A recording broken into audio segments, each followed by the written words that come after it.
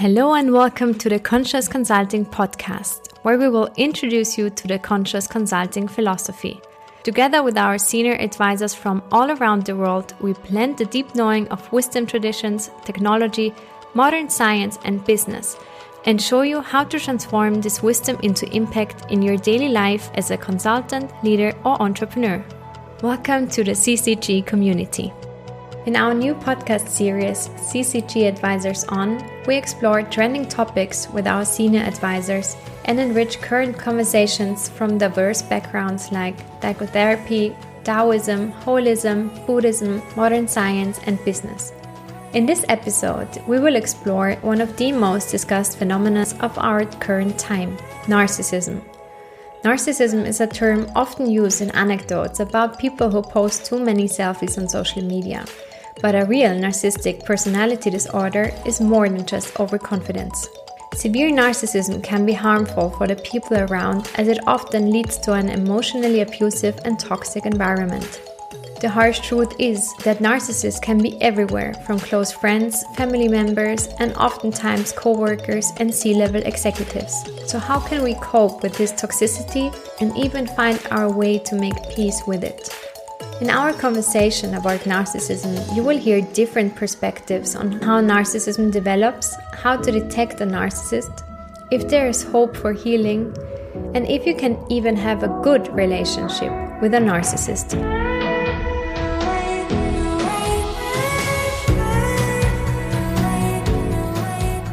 Yeah, I witnessed, I'm not a psychologist. It feels like a narcissist in my direct environment. It's not so direct that it's in my house, but it's in my next environment. And it's so close in my environment that I can't really get out of it.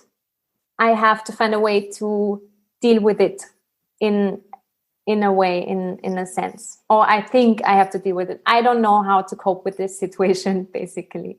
Yeah, my approach right now is to see it a little bit as a personality disorder as it is. Like, in a way, I don't really can deal with that person on a rational basis.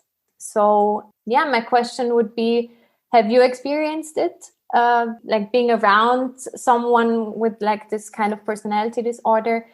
And is it possible to have a good relationship with a narcissist? And good, I mean, not in terms of like a relationship like you could have with a person that has no personality disorder, but I could live with dealing with a narcissist like, okay, he has this kind of personality disorder and I can't talk to him or be around him like I am with other people. But basically just how to set boundaries. Is it good to set boundaries? How do I deal with those kind of situations?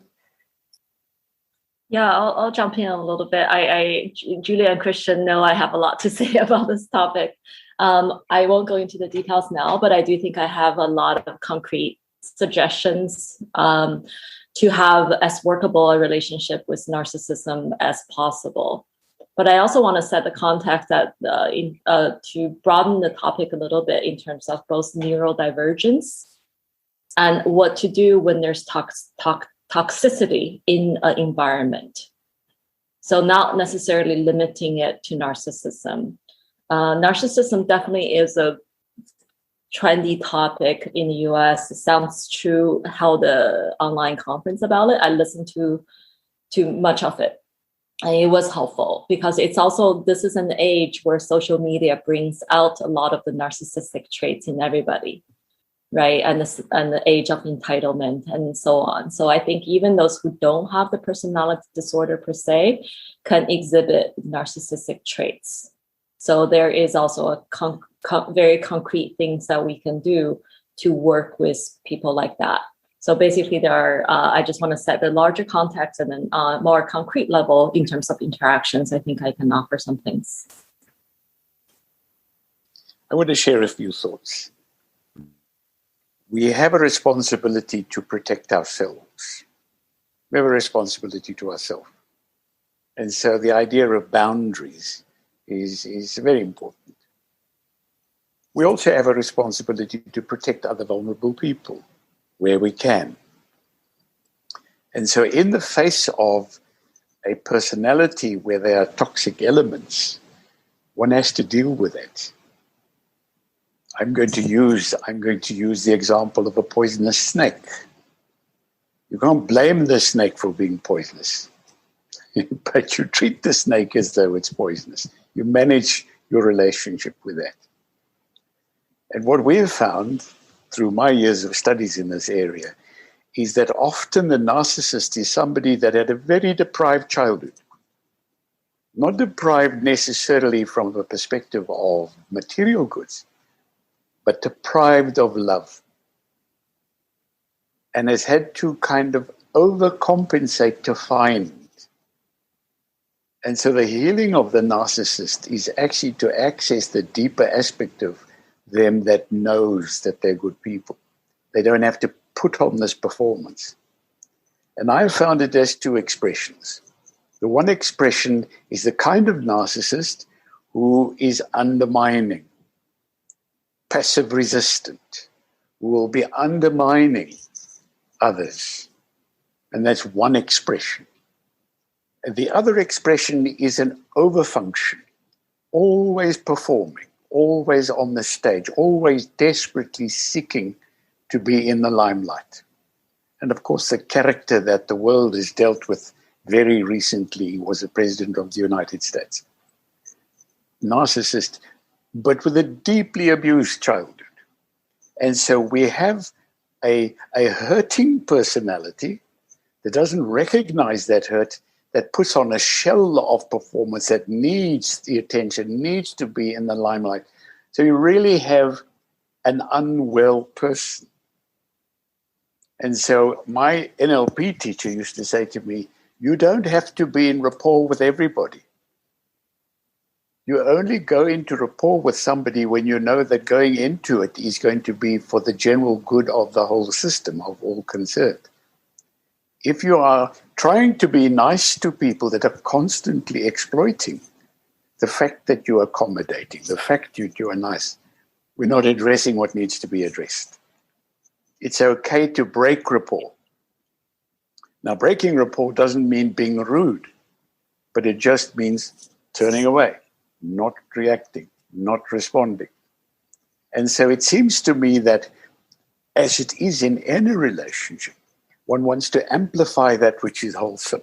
You want to recognize it. You want to encourage it. You want to respond to it, to give it energy. But when it comes to that kind of toxic response, you want to dampen it by taking away energy from it. What the narcissist likes is a fight, particularly if they know they can win. And so you want to take away that kind of energy. So the whole notion of Daoism, the stuff that we were looking at over the weekend, of equanimity, that doesn't mean I just let you do what you will with me, but I mean I'm not reacting to you. I can turn away, break the rapport. And so this becomes tricky when you're in a situation where it is like right in the family or right in the immediate working team. It's like with an alcoholic. You need then to have the team come on board and say, we have a problem that needs to be addressed here, and we want to offer this person the opportunity to recognize how they're actually responding and how it impacts everybody, to see if you can get your team to respond. Almost like with an addict, because narcissism is an addiction. It's an addiction to attention, which is an over need for attention, which comes from bruising. So that's a few thoughts I just want to open with. Great, very useful. Thank you, Claudius. One follow-up question. I love also the comparison with the poisonous snake. This makes a lot of sense to me. But when it is an addiction, to an alcoholist, you say you have a problem, you're an alcoholic, you have to do something about it. Would you do that to a narcissist? Is that possible? So I see now. I see Yin as an opinion on that one. I'm looking forward to your opinion, Yin. Yeah, I think with alcoholics, it's definitely possible to have an intervention, right, of loved ones for them to recognize that there's a problem. Narcissism, I would say it's much less likely. It's so hard for I see Christian. It's so central to their identity that they're okay. So this not okayness is something that they cannot allow into their self belief. So I think it's more not. I don't think to have any expectations that they will do anything about it. So it's more work on us, how we interact with a toxic person when we need to. It's those things that we can do. Okay. I probably try to be different, but I think my wishful thinking is like probably not in this lifetime, but like in many lifetimes they will transform. I think like the word I these days I start to use more and more is like the ontological kind of existence, because I think as Claudia said, like I think Buddhists have the same discussions about how people holding to their self, and then narcissistic people definitely have a very strong notion of selves and presence. Incidentally, when Lisa was talking about the question, I came across, I want to share screen again. It's kind of an effective way to show things and tell. I came across like a recent post by Adam Grant. Like there are two research, like one research was talking about like how narcissism has to do with leadership in children. And then like while we're talking about it, it recall actually one paper I wrote, I quote another similar research. So this one is talking about narcissism and leadership in children in the sense that like children who are narcissistics, they think they are better leaders.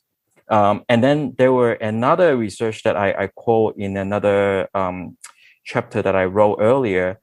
It was actually like a research on the Royal Marines. So similar kind of research thinking about like who actually get promoted faster, and then how they among like all the cadets, like how the leader will be chosen throughout the process. So turn out is actually those narcissistic people because they believe that they are better leaders, and then they even their peers don't think that they are really good leader, but they will go up higher in the rank.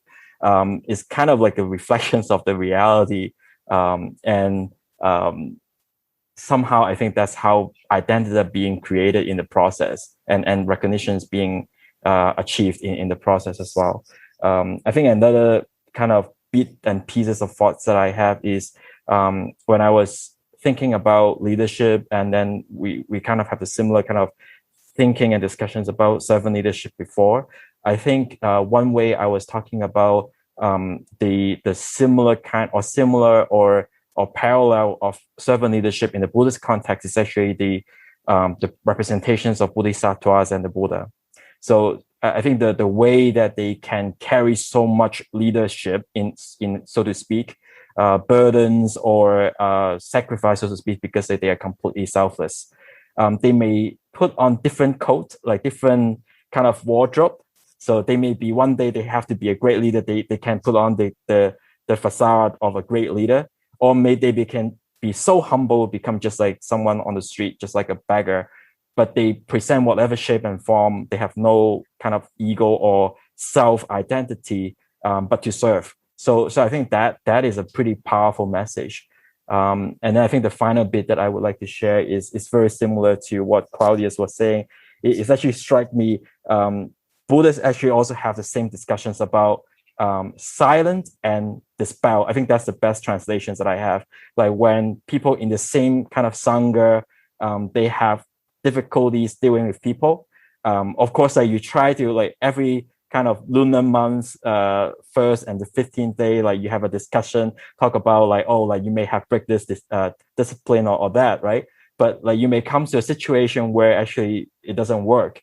And one of the teaching by the Buddha is like you don't engage with them, like you don't kind of fight with them, like you don't so you dispel, not like force them away, but basically keep a distance. I think probably that's a better translation. And I think one thing that I realize is sometimes if you have common interests with those narcissistic people, then you will start to have those kind of interactions with them. Like I think that can tell from my banking career. Like I have a lot of narcissistic friends like who are in the banking industry. Like definitely they have similar kind of pursuit of power, money, and fame. And then to some extent, when you don't share the same level of interest or same type of interest with them, like your paths start to drift away from them. And I would say like when you have these kind of differences in interest, I think just like what we are doing right now, like I think you start to meet with a lot more people with bigger heart and much less ego and less narcissistic. I think that's it from me. I was having two thoughts. One was, as Claudia said, and I also feel that it's true, that people didn't get love enough and they're overcompensating. And the problem is that they're good performers and they are always getting recognition and maybe respect and money and success, but they still don't get love.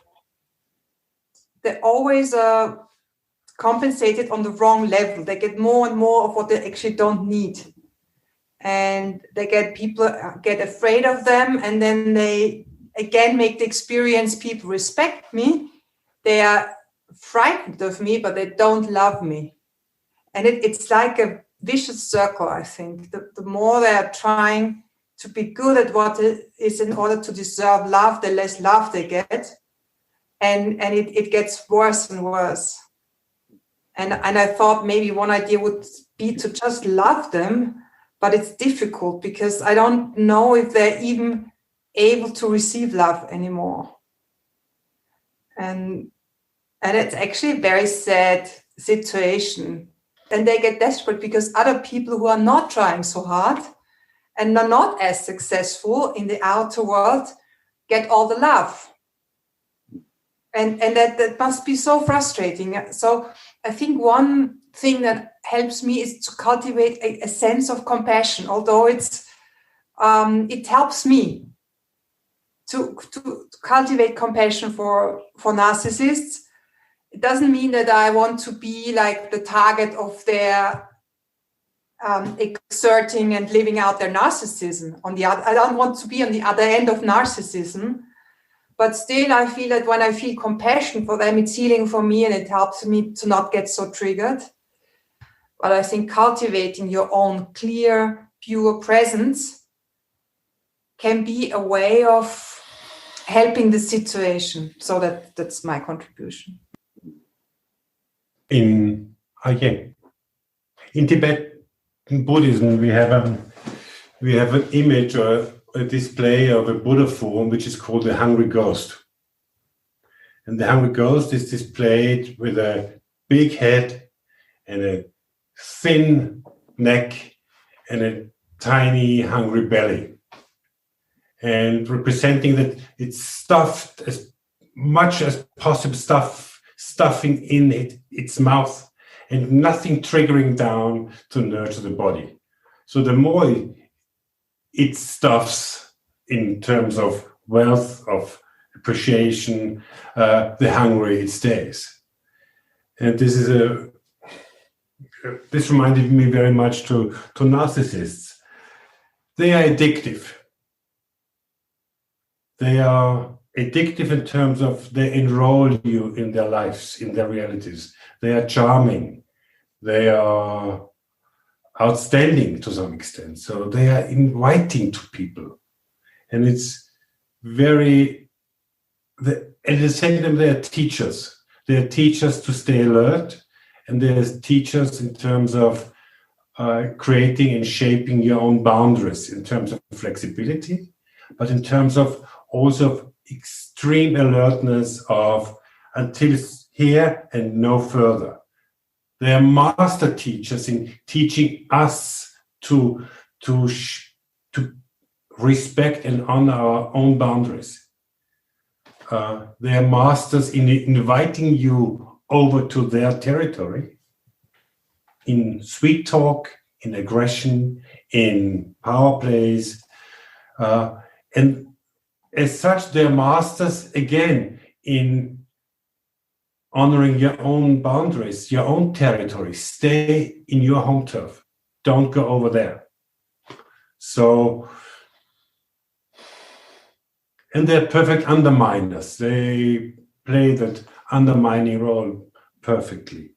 What I think is a way, in looking back to last week, and emptiness or equanimity is a good way of meeting them, of being with them, not allowing them to engage with you, or not allowing yourself to engage with them. Or answer their invitation with emptiness. A Taoist would maybe say. Yeah, I'm thinking also of martial arts as a way of dealing with narcissism, like Aikido. Mm-hmm. Like it's like not opposing and fighting back, but not playing the game. As Claudius said, is like not engaging. But I think at the same time, put up your stop sign. Actually, don't cross that line.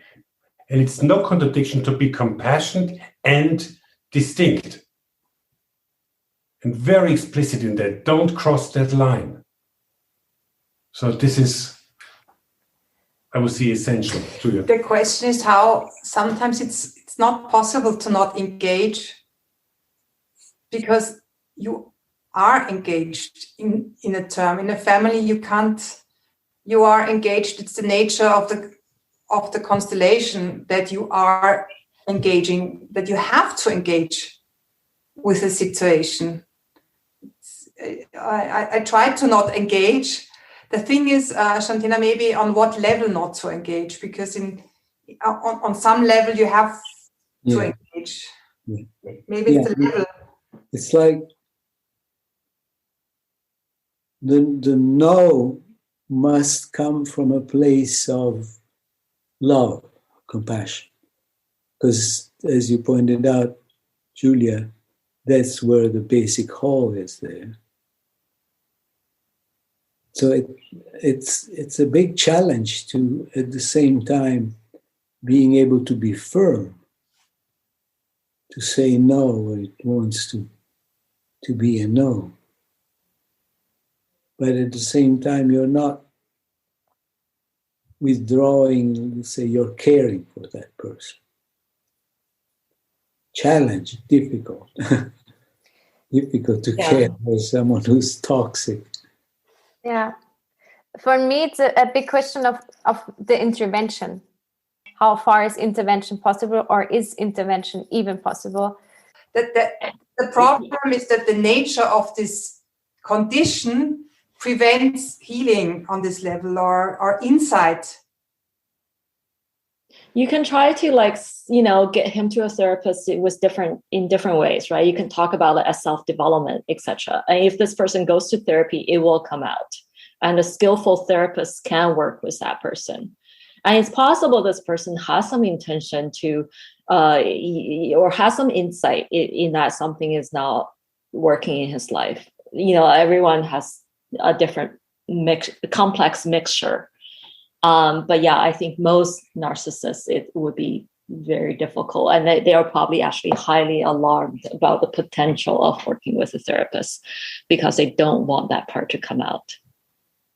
I think it's a real challenge, like many people here have said, to basically be able to love them without trusting them. Mm-hmm. Mm-hmm. And I think it's awkward. I feel when I try to do that something is off, but I have to live with that. That is just the nature of the thing. I can love and care for this person, but he is a landmine. Like, I cannot trust him. I cannot get close, right? So the boundary is like a constant balancing adjustment of like, do I still feel like myself? Or am I, basically not too far, not too close? And it's hard. It's not they can feel something's wrong too. They want more. So they will escalate. So you're going to be constantly tested. You will be tested in that moving distance. But I think that's the only thing that really works as a principle. And on a more concrete level, the communication is just businesslike, right? Like remove the personal, remove the emotion, deal with them a little bit like someone who doesn't know. Transactional and not relational. Yeah, not relational, not close enough, which feels odd given who we are, right? And Yang, I have this experience that with narcissists, when I try to be transactional and really fact-based, they make everything about the relation about them. Yeah, exactly. It's almost impossible to be business-like with them. If you discuss something and you're in a different opinion because you see differently or you don't support them, they immediately feel like actually you're not evaluating them as a person. So they are always relational, I feel. They're never on the business. It's a game that they play, for sure. Yeah. But they are also transactional with a lot of others. They don't have empathy, right? They lack the ability to empathize. So they actually treat other people a little bit utilitarian, right? They're trying to get something from other people, right? And they may like project some relational thing, but it's often not based on reality. And they try to dominate and be in control in every situation. And that's odd enough that I feel that a lot of people who are narcissists become psychologists or coaches. Yeah. I see a lot of narcissism in coaches, and I had a lot of like colleagues who were highly narcissistic because in this role they were always in control. Yeah. And they could always make a big, distinction or they were untouchable in a way because they are the coaches, they are psychologists, they're the therapists. No, the difference is there's an extreme difference in our European reality between a psychologist and psychotherapist. That's true. Psychotherapists are less likely. Psychotherapy go through their psychotherapy. And if it's kind of a good process, they won't get through that without looking at that. But psychologists don't have to go for a therapy themselves. Yeah. Therefore, they are always on this elevated throne of I know it all and I tell it to you. And they very often sit like this, the psychologists, when they talk. I don't see this so much in therapists, but also in coaches, it's quite common to be like, a little bit higher. So they want to dominate and say, I'm okay, you're not okay. And then they choose a role where they can be okay and they can be the ones who know and the ones, even they can really be supportive. And I asked a friend who is a psychotherapist what I can do. Let's Lisa to the because I also said, what can I do? How do I deal with them if I have to deal? And she said, one thing you can do is confront them directly with their behavior. Because what I experience with narcissists, I worked at that they are very judgmental and sometimes really hurtful. They really say things to me that are very, very offensive and insulting and make you down. And she said, if this happens, you can ask them, why are you like this? What are you doing? Don't you feel well? Which will make them crazy, but just put it back to them. Yeah. Don't take it, but confront them with the behavior in public. And it doesn't even have to be in public, but it never came to my mind. But she said, what's going on with you? Why are you so toxic and so unfriendly and so insulting here? Don't you feel well? In the sense that kind of like when you're dealing with a ghost or vampire, you put a mirror right in front of themselves. Yeah. She said that can help to give them, ask them, why are you doing this? What's going on? What's wrong with you? Yeah, I think maybe it doesn't really help to remove the tension, but at least you're distancing yourself from their words that are hurting you, so that it has nothing to do with you. Yeah. So don't take the insulting. You're just amazed because you assume the insulting comes from he's being insulting because he's not well, which is true in a way. And the in public is a really good point, actually. This is something I also learned. Like it's important to have at least another person around. Yeah. What I learned is that when I confront those narcissists when I tell them that this hurts, they say, "Oh my God, you're so easily offended, and you're so difficult. I mean, I really can't say anything without you being so sensitive about, oh my God, you're always the poor and they're always the victim." So you get it again. So that's why I refrained confronting them. But maybe I did it the wrong way. I think I did it out of a place of being offended and not of a place of being, hey. But I think one thing I want to add, though, is like when we talk about how to deal with narcissists at a personal level, I think one very detrimental issue with narcissists, of course, like Claudius, you mentioned Hitler, but I think sometimes in an organization that the challenge is to spot these toxic narcissistic leaders, which will take us all down into like the abyss of disaster. I think, of course, I think earlier a lot of people would say Trump would be one. I don't know whether you guys would agree, but I think how to spot these kind of narcissists and how not to being led by them or being comply with their leadership. I think that is something collectively we may need to think about, because that is actually detrimental to mankind, I would say. I want to just talk about the possibility of healing. My view is, if the narcissism is of such a quality that it is looking like psychosis, then you've got such an unintegrated state, such a fragmented personality, that it's going to take a miracle for something to happen. And miracles do happen. They do. People that have been deeply, deeply troubled have come to deep transformative opportunities. They do happen. It takes the right set of circumstances. It takes the right action, the right person, the right word at the right time. I think the key is if they are prepared to engage in a conversation about their behavior, if they're prepared to acknowledge, you were giving a very good example, Julia, say, why are you doing this? And if they're prepared to reflect on that, then there's hope.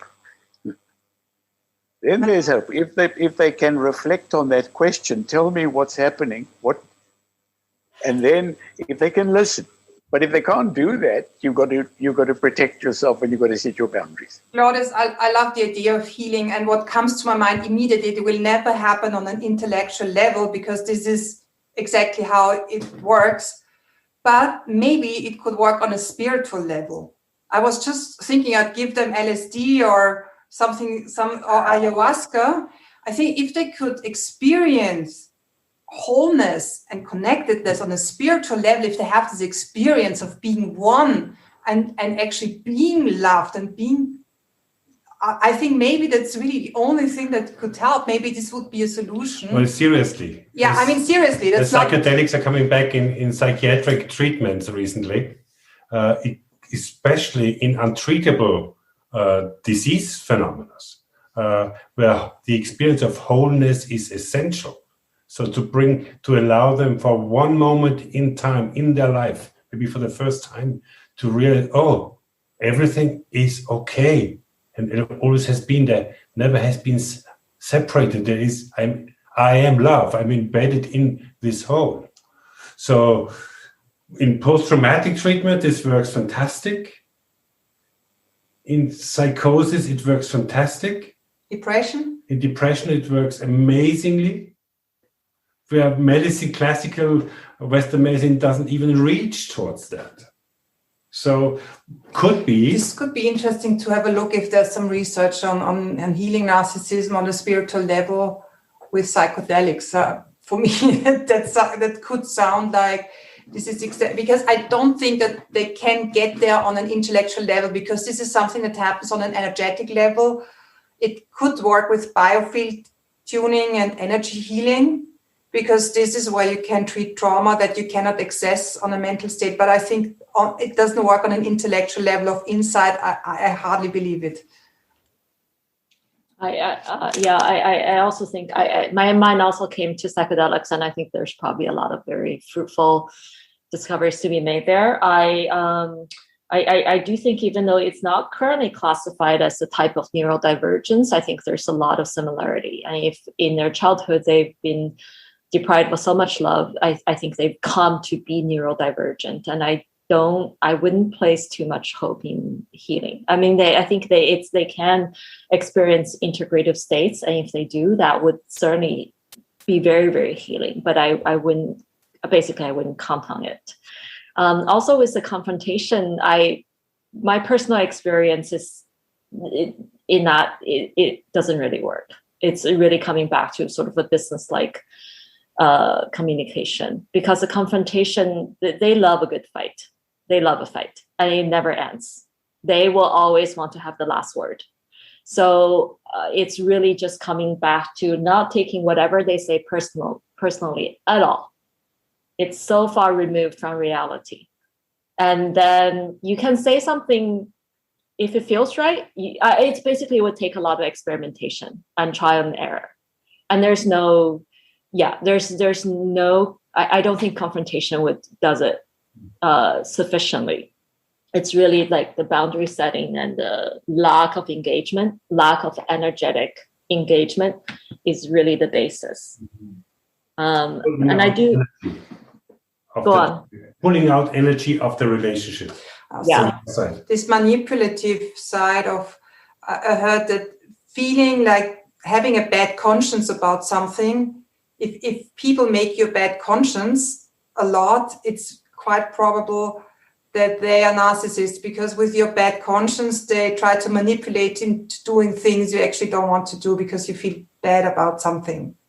And they also have just all kinds of attacks on your life, who you are and the choices you made, whatever, it doesn't matter. So you have to be really prepared to be attacked, right? Put your shield down. And you feel like they don't really have a choice. It's like automatically, they can't stop.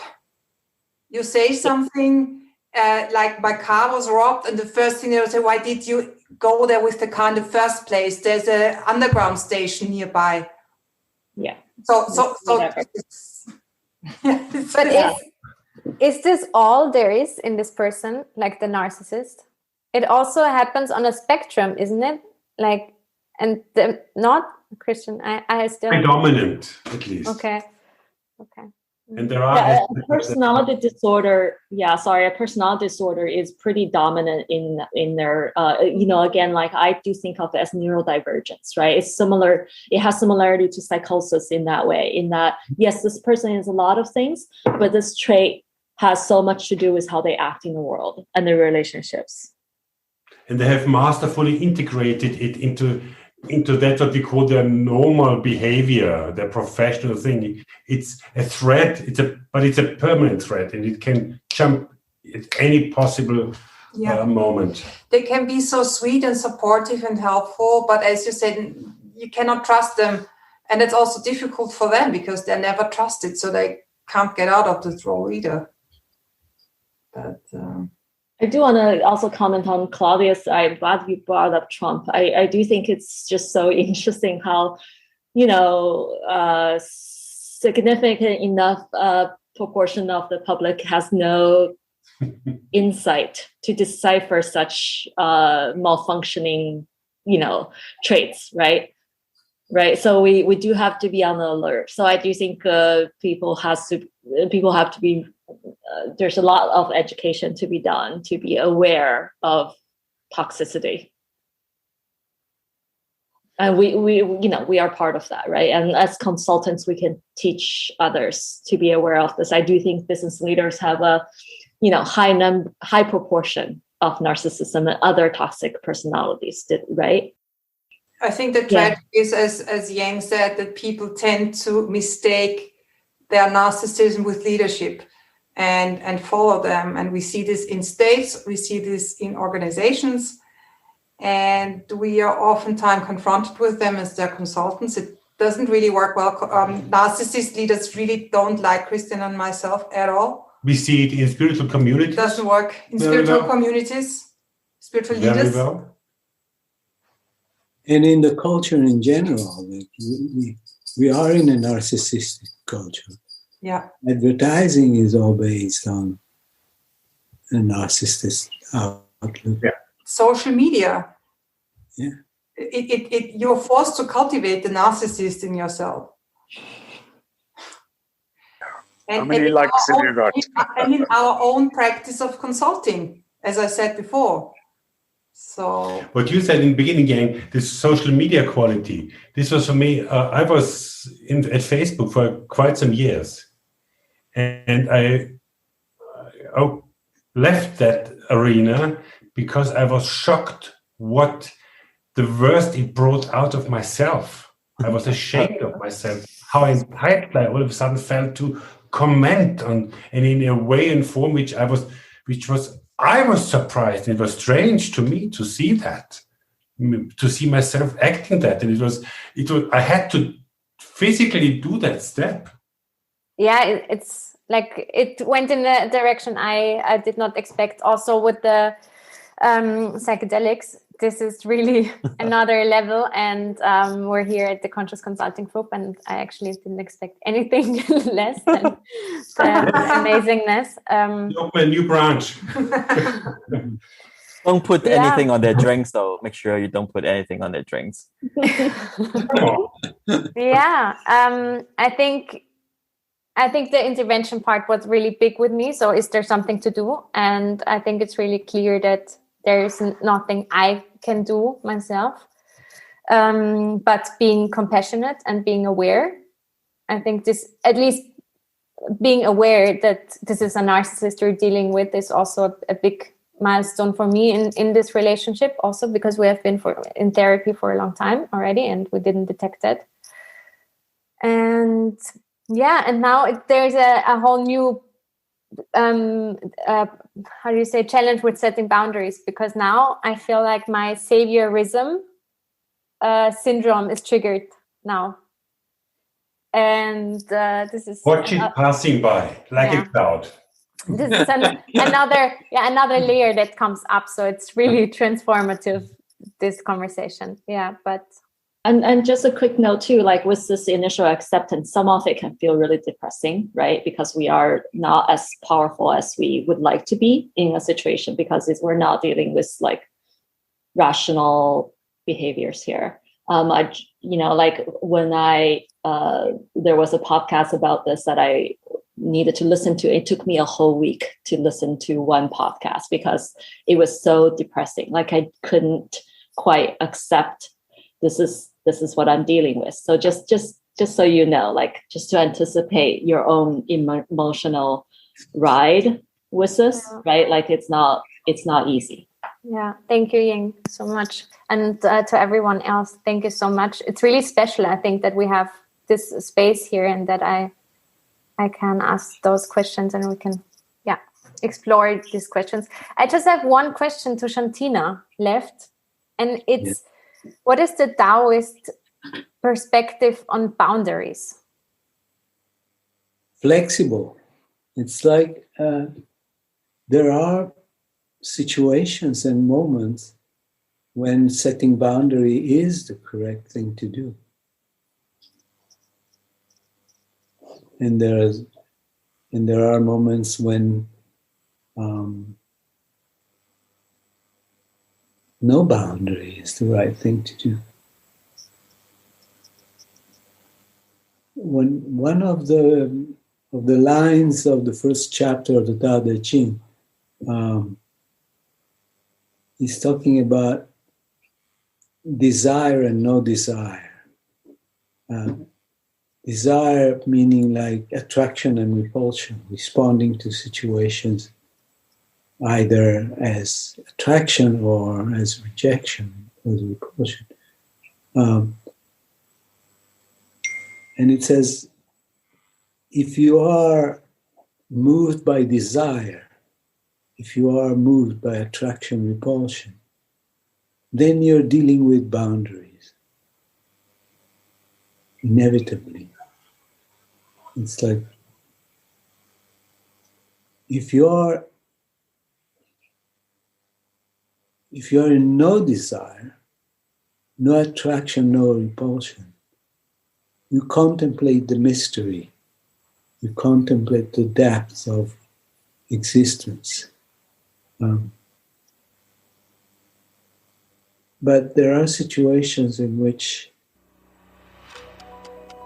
the point is not just contemplating the mystery of existence, but actually preventing harm from happening.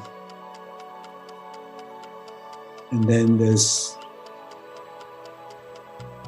good and bad. There's useful or not useful. And it might be the right thing to set boundaries. And it's like Lao Tzu doesn't say be only one of these things. Either like you're dissolved in the ocean or you're identified with the wave. But you have to dance both. Thank you so much for tuning in and listening to this episode of the Conscious Consulting podcast. If you want to dive deeper into the field of conscious consulting, become a part of our community, visit ccg-group.eu and subscribe to our newsletter so we can stay connected. You will find the link in the show notes. We look forward to having you on board.